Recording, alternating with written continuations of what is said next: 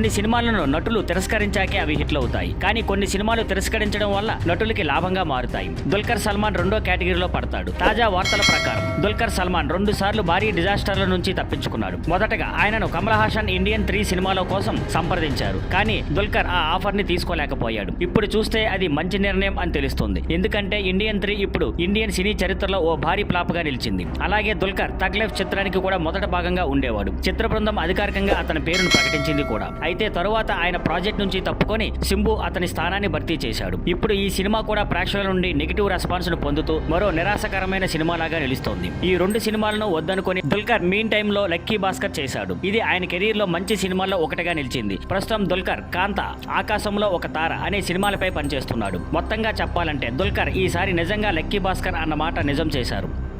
Thank you for watching. Please like, share and subscribe.